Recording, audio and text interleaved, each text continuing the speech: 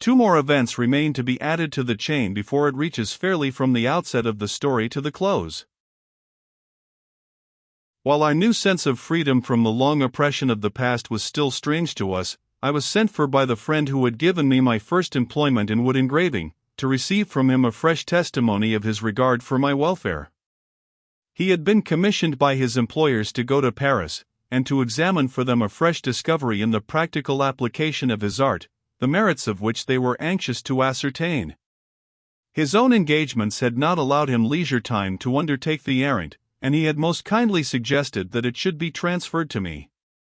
I could have no hesitation in thankfully accepting the offer, for if I acquitted myself of my commission as I hoped I should, the result would be a permanent engagement on the illustrated newspaper, to which I was now only occasionally attached.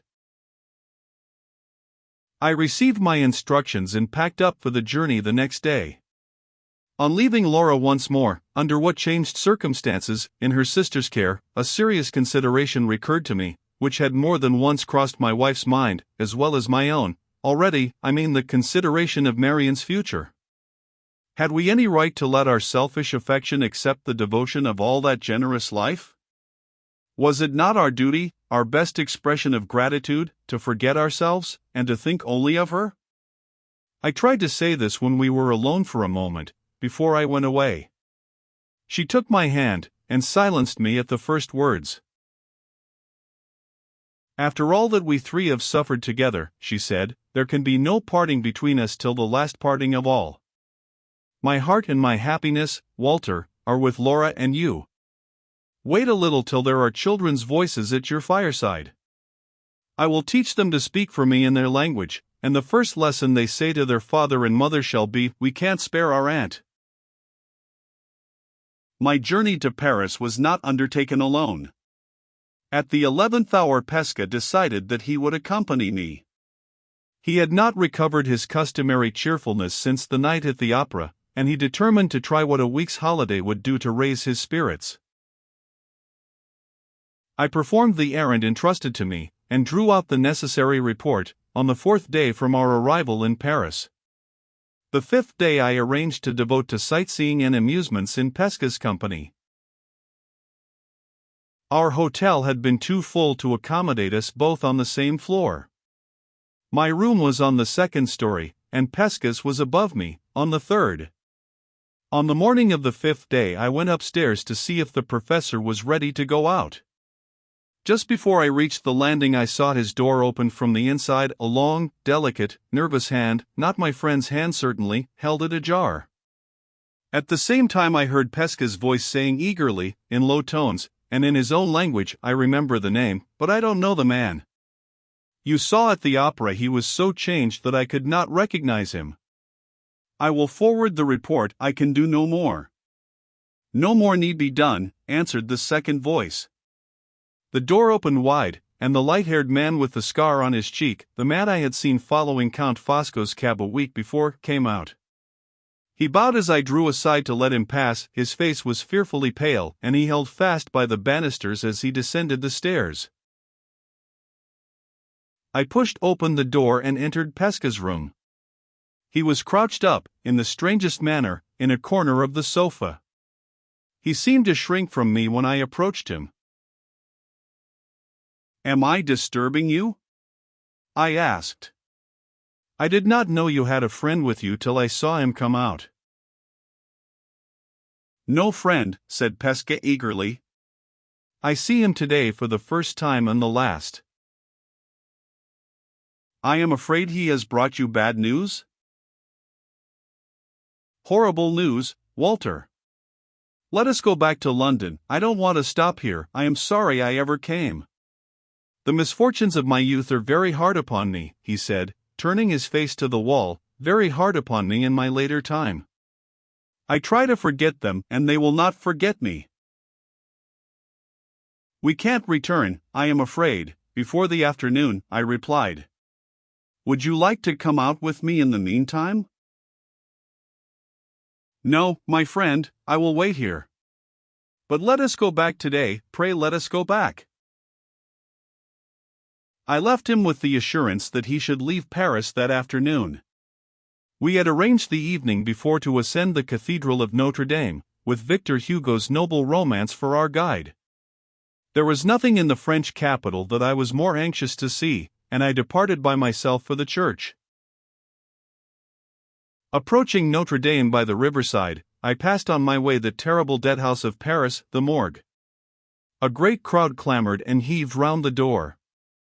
There was evidently something inside which excited the popular curiosity, and fed the popular appetite for horror.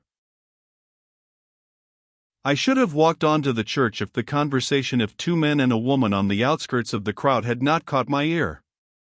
They had just come out from seeing the sight in the morgue, and the account they were giving of the dead body to their neighbors described it as the corpse of a man of immense size, with a strange mark on his left arm. The moment those words reached me, I stopped and took my place with the crowd going in. Some dim foreshadowing of the truth had crossed my mind when I heard Pesca's voice through the open door, and when I saw the stranger's face as he passed me on the stairs of the hotel. Now the truth itself was revealed to me, revealed in the chance words that had just reached my ears. Other vengeance than mine had followed that fated man from the theater to his own door, from his own door to his refuge in Paris. Other vengeance than mine had called him to the day of reckoning, and had exacted from him the penalty of his life. The moment when I had pointed him out to Pesca at the theater in the hearing of that stranger by our side, who was looking for him too, was the moment that sealed his doom. I remembered the struggle in my own heart, when he and I stood face to face, the struggle before I could let him escape me, and shuddered as I recalled it. Slowly, inch by inch, I pressed in with the crowd, moving nearer and nearer to the great glass screen that parts the dead from the living at the morgue, nearer and nearer, till I was close behind the front row of spectators, and could look in. There he lay, unowned, unknown, exposed to the flippant curiosity of a French mob. There was the dreadful end of that long life of degraded ability and heartless crime. Hushed in the sublime repose of death, the broad, firm, massive face and head fronted us so grandly that the chattering French women about me lifted their hands in admiration, and cried in shrill chorus, "Ah, what a handsome man!" The wound that had killed him had been struck with a knife or dagger exactly over his heart. No other traces of violence appeared about the body except on the left arm, and there, exactly in the place where I had seen the brand on Pesca's arm, were two deep cuts in the shape of the letter T, which entirely obliterated the mark of the Brotherhood. His clothes, hung above him, showed that he had been himself conscious of his danger. They were clothes that had disguised him as a French artisan. For a few moments, but not for longer, I forced myself to see these things through the glass screen. I can write of them at no greater length, for I saw no more. The few facts in connection with his death which I subsequently ascertained, partly from Pesca and partly from other sources, may be stated here before the subject is dismissed from these pages. His body was taken out of the Seine in the disguise which I have described, nothing being found on him which revealed his name, his rank, or his place of abode. The hand that struck him was never traced, and the circumstances under which he was killed were never discovered. I leave others to draw their own conclusions in reference to the secret of the assassination as I have drawn mine. When I have intimated that the foreigner with the scar was a member of the Brotherhood, admitted in Italy after Pesca's departure from his native country, and when I have further added that the two cuts, in the form of a T, on the left arm of the dead man, signified the Italian word traditor, and showed that justice had been done by the Brotherhood on a traitor, I have contributed all that I know towards elucidating the mystery of Count Fosco's death. The body was identified the day after I had seen it by means of an anonymous letter addressed to his wife. He was buried by Madame Fosco in the cemetery of Père Lachaise. Fresh funeral wreaths continue to this day to be hung on the ornamental bronze railings round the tomb by the Countess's own hand. She lives in the strictest retirement at Versailles. Not long since she published a biography of her deceased husband. The work throws no light whatever on the name that was really his own or on the secret history of his life. It is almost entirely devoted to the praise of his domestic virtues, the assertion of his rare abilities, and the enumeration of the honors conferred on him. The circumstances attending his death are very briefly noticed, and are summed up on the last page in this sentence: his life was one long assertion of the rights of the aristocracy and the sacred principles of order, and he died a martyr to his cause.